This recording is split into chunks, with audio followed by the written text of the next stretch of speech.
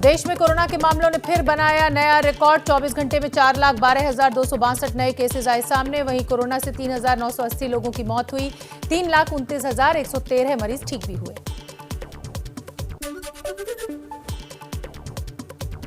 Corona पर मचे हाहाकार के बीच तीसरी लहर का भी खतरा। सरकार के वैज्ञानिक सलाहकार के विजय राघवन ने कहा, तीसरी लहर को टाला नहीं जा सकता। नए वेरिएंट के हवा से फैलने के सबूत नहीं।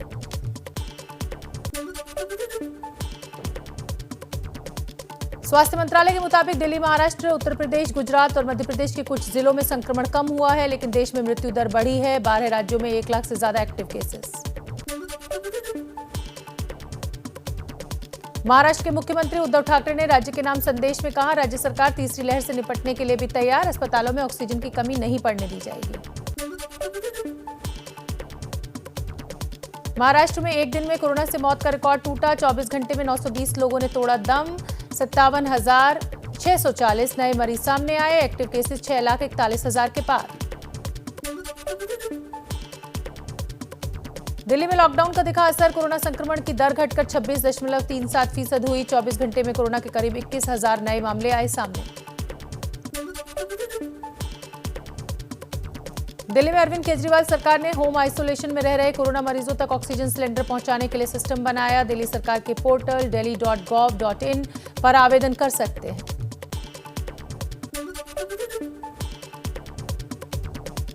उत्तर प्रदेश में कोरोना के नए केसेस ने फिर बनाया रिकॉर्ड। 24 घंटे में 31,165 नए मामले आए सामने। 357 लोगों की मौत।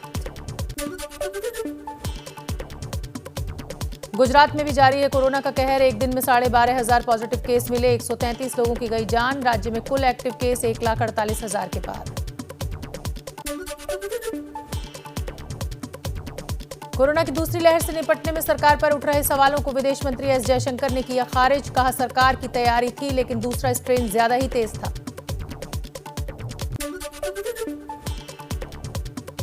राष्ट्रीय लोकदल के अध्यक्ष अजीत सिंह का कोरोना से हुआ निधन। 82 साल की उम्र में अजीत सिंह का निधन हुआ। गुरुग्राम के प्राइवेट अस्पताल में भर्ती थे। आज सुबह 8:20 पर यह निधन हुआ।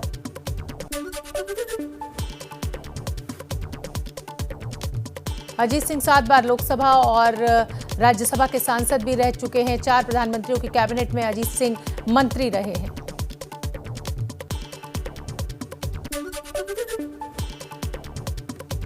प्रधानमंत्री मोदी ने चौधरी अजीत सिंह के निधन पर दुख जताया। कहा, हमेशा किसानों के हित में समर्पित रहे अजीत सिंह।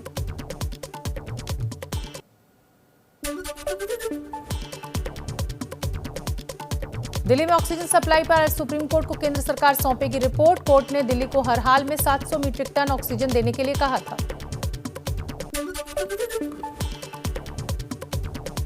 दिल्ली हाईकोर्ट में कोरोना को लेकर सुनवाई का आज 16वां दिन। ऑक्सीजन के लिए स्टोरेज तैयार करने, अस्पतालों में बेड और दवाइयों की कमी पर सुनवाई होगी।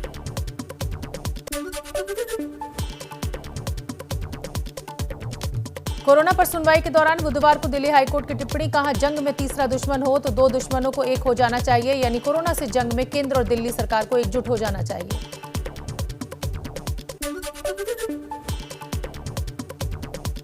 दिल्ली के एम्स और आरएमएल अस्पताल में डीआरडीओ के बनाए मेडिकल ऑक्सीजन प्लांट में आज से शुरू होगा उत्पादन। एलसीए तेजस की तकनीक पर बनी ऑक्सीजन प्लांट से सीधे मरीजों को होगी सप्लाई। दिल्ली में ऑक्सीजन कॉन्सेंट्रेटर्स की कालाबाजारी करने वाले एक गिरोह का हुआ भंडाफोड़। पुलिस ने लोधी कॉलोनी के एक रेस्टोरेंट में छापा मारकर 400 से ज्यादा ऑक्सीजन कॉन्सेंट्रेटर्स बरामद किए। देश में ऑक्सीजन की मांग पूरा करने में जुटी नौसेना। आईएनएस तलवार 27 टन लिक्विड ऑक्सीजन लेकर बहरीन से कर्नाटक के बेंगलुरु पहुंचा।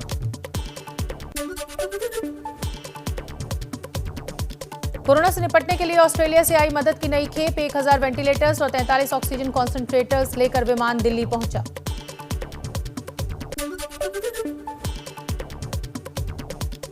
केरल में कोरोना के बढ़ते केसेस को देखते हुए 8 मई से 16 मई तक संपूर्ण लॉकडाउन का ऐलान। केरल में पिछले 24 घंटे में 41,953 नए केसेस आए सामने।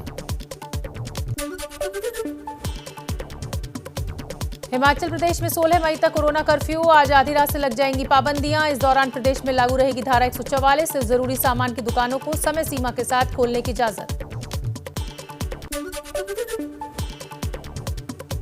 पश्चिम बंगाल में शपथ ग्रहण के तुरंत बाद मुख्यमंत्री ममता बनर्जी ने की कोरोना पर बैठक। मॉल, शॉपिंग सेंटर, जिम और रेस्टोरेंट बंद करने का ऐलान। 50% क्षमता के साथ दफ्तरों में होगा काम।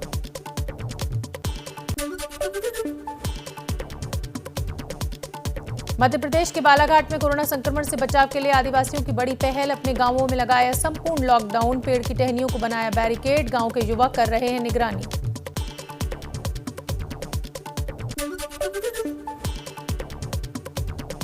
पंजाब के किसान संगठनों का ऐलान। 8 मई को पूरे पंजाब में लॉकडाउन का करेंगे विरोध। दुकानदार अपनी दुकानें खोलेंगे। कहा, सरकार ने नाकामी छिपाने के लिए लॉकडाउन थोपा।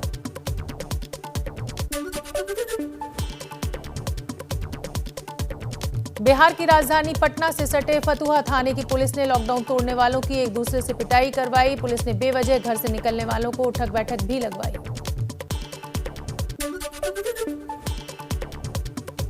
महाराष्ट्र के नासिक में पुलिस ने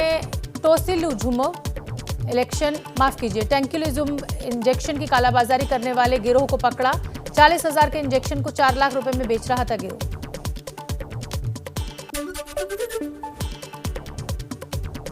उत्तर प्रदेश के लखनऊ की आलमबाग सब्जी मंडी में सोशल डिस्टेंसिंग की उड़ी धज्जियां। सब्जी खरीदने आए लोग भीड़ लगा रहे हैं। लखनऊ में कोरोना के 31,000 ज्यादा एक्टिव केसेस। देश में अब तक 16 करोड़ लोगों का टीकाकरण। स्वास्थ्य मंत्रालय के मुताबिक 9 राज्यों में 18+ के लोगों को लग रही है वैक्सीन। अब तक 6,71,000 लोगों को टीका लग चुका है। मुंबई में आज फिर वैक्सीन की किल्लत हुई। बीकेसी वैक्सीनेशन सेंटर पर 18+ के लोगों के लिए सिर्फ 1,000 ही वैक्सीन उपलब्ध। कई लोग बिना वैक्सीन लगवाए घर लौटे।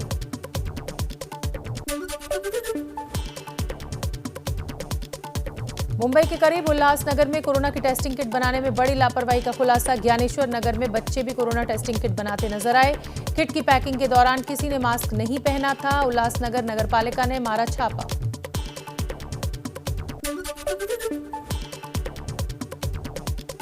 केंद्रीय गृह मंत्रालय ने कोरोना को लेकर राज्यों को एडवाइजरी जारी की। शॉर्ट सर्किट से आग की घटनाओं पर जताई चिंता। कोरोना अस्पतालों में 24 घंटे बिजली की आपूर्ति सुनिश्चित करने का दिया निर्देश।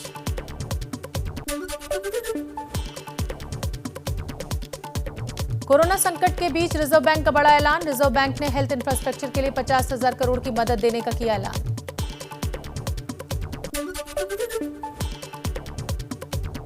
हिमाचल प्रदेश के मुख्यमंत्री जयराम ठाकुर का बड़ा ऐलान। सभी विधायक 1 महीने का वेतन मुख्यमंत्री कोरोना राहत कोष में करेंगे दान।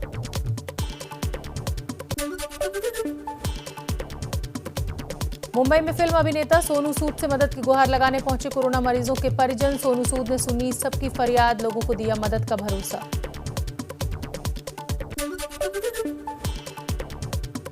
कोरोना काल में मदद में जुटे नागपुर के जमशेद सिंह कपूर लंगर ऑन व्हील के जरिए लोगों तक पहुंचा रहे हैं भोजन।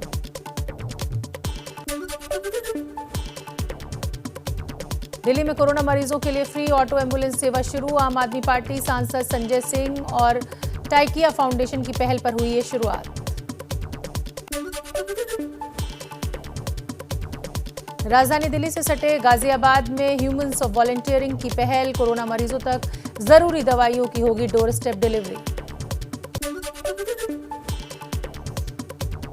उत्तर प्रदेश में कानपुर पुलिस का ऑपरेशन सिलेंडर। इसके तहत लोगों के पास रखे ऑक्सीजन सिलेंडर्स को लेकर भरवा रही है पुलिस, फिर जरूरतमंदों को बांट रही है।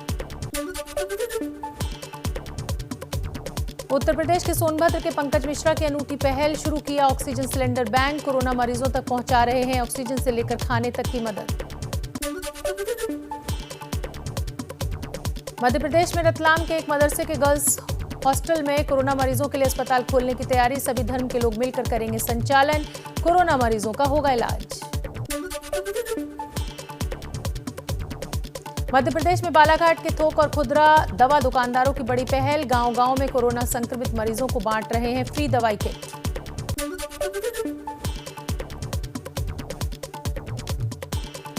मध्य प्रदेश में विदिशा के अंकित अग्रवाल ने कोरोना मरीजों की मदद के लिए तैयार किया प्लस मैच ऐप। मोबाइल पर जीपीएस के जरिए मिल रही है नजदीक के अस्पताल में खाली बेड से लेकर ऑक्सीजन तक की जानकारी।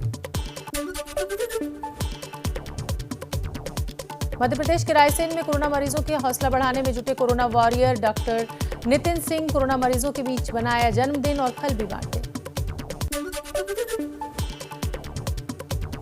अंबाला में हरियाणा डेमोक्रेटिक फ्रंट ने उठाया बड़ा कदम। राजनीति से ऊपर उठकर अंबाला के उपायुक्त अशोक शर्मा को 143 ऑक्सीजन सिलेंडर मुहैया कराए।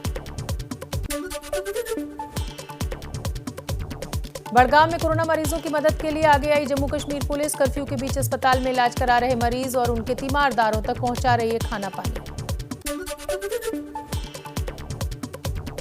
कश्मीर घाटी में सेना की मदद से 250 बेड का कोविड केयर सेंटर हुआ शुरू। इस सेंटर में 20 आईसीयू बेड। श्रीनगर और आसपास के जिलों के कोरोना संक्रमितों को मिलेगी राहत। दिल्ली के पुष्प विहार में एमसीडी स्कूल में 100 बेड का हुआ आइसोलेशन सेंटर। दवाइयों के साथ साथ मरीजों को योग और भजन भी करवाया जा रहा है।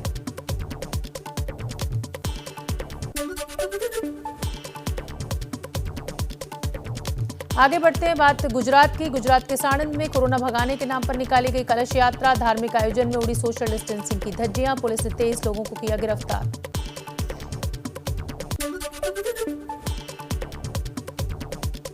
दिल्ली में फायर एक्सटिंग्विशर को ऑक्सीजन सिलेंडर बनाने के रैकेट का पर्दाफाश। पुलिस ने छापा मारकर 532 फायर एक्सटिंग्विशर्स किए बरामद। 3 आरोपी गिरफ्तार।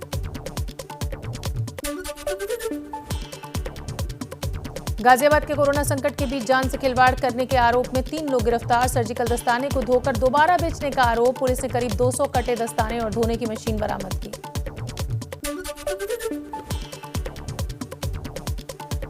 लखनऊ के चिनट इलाके में ऑक्सीजन प्लांट में सिलेंडर की रिफिलिंग के दौरान बड़ा हादसा। सिलेंडर में ज्यादा गैस भरने से ब्लास्ट। 3 लोगों की मौत, 8 घायल। जोधपुर सेंट्रल जेल में बंद आसाराम को हुआ कोरोना। जोधपुर के महात्मा गांधी अस्पताल में कराया गया भर्ती। उत्तर प्रदेश में एटा के एसपी क्राइम राहुल कुमार का कोरोना से निधन। पंचायत चुनाव के दौरान हुए थे कोरोना संक्रमित। होम आइसोलेशन में चल रहा था इलाज।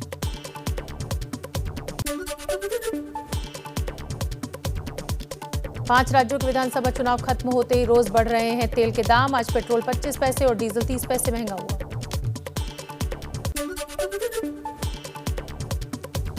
पश्चिम बंगाल हिंसा पर केंद्रीय गृह मंत्रालय सख्त हुआ। गृह मंत्रालय ने हालातों का जायजा लेने के लिए 4 सदस्यीय टीम बंगाल भेजी। बंगाल सरकार ने अब तक गृह मंत्रालय को जवाब नहीं दिया।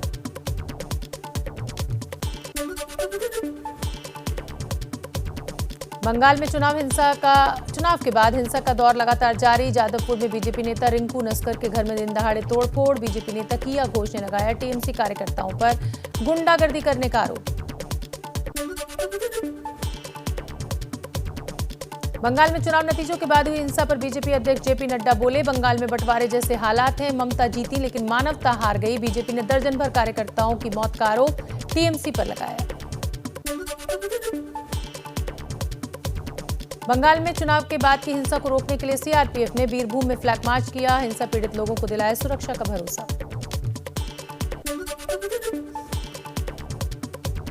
बंगाल में हिंसा को लेकर मुख्यमंत्री ममता बनर्जी का बड़ा बयान। बोली, जिन इलाकों में हिंसा और झड़प हो रही है वहां से बीजेपी चुनाव जीती है।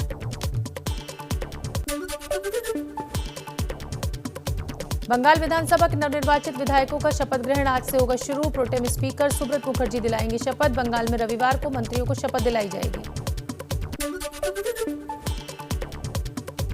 कोरोना महामारी के बीच चुनाव कराने पर विदेश मंत्री एस जयशंकर ने बयान दिया। महामारी आने पर ऐसे सवाल उठते ही हैं, लेकिन क्या भारत जैसे लोकतंत्र में चुनाव टाले जा सकते हैं?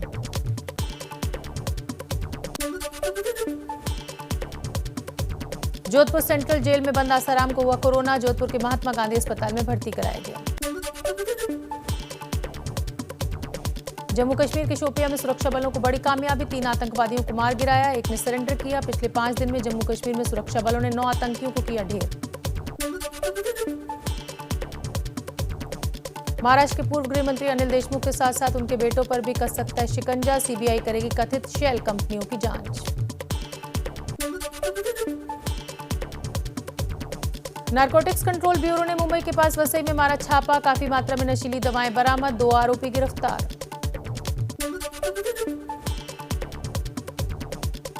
उत्तर प्रदेश के मुजफ्फरनगर में दिन दहाड़े 40 साल की महिला की गोली मारकर हत्या। पुलिस के मुताबिक एक तरफा प्यार के मामले में हुई हत्या। आरोपी प्रेमी गिरफ्तार। रामपुर में कांग्रेस नेता मतीउर रहमान पर जानलेवा हमला। हमलावरों ने धारदार हथियारों से किया हमला। गाड़ी में तोड़फोड़ की। पुलिस ने 5 आरोपियों को गिरफ्तार किया। सुल्तानपुर में जीत के नशे में चूर नवनिर्वाचित प्रधान के समर्थकों ने खेली खून की होली। आतिशबाजी का विरोध करने पर एक परिवार के लोगों को दौड़ा कर पीटा। प्रधान और उसके समर्थकों के खिलाफ मुकदमा दर्ज। बाराबंकी में पंचायत चुनाव के विवाद में खूनी झड़प, 2 गुटों में हुई जबरदस्त मारपीट। एक पक्ष ने दूसरे पर बम फेंका, वीडियो हुआ वायरल।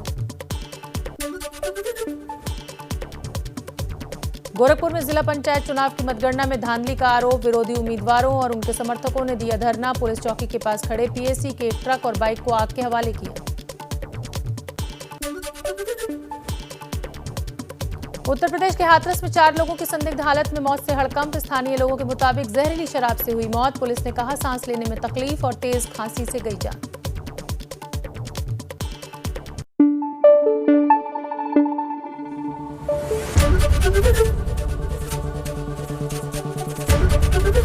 एबीपी न्यूज आपको रखे आगे।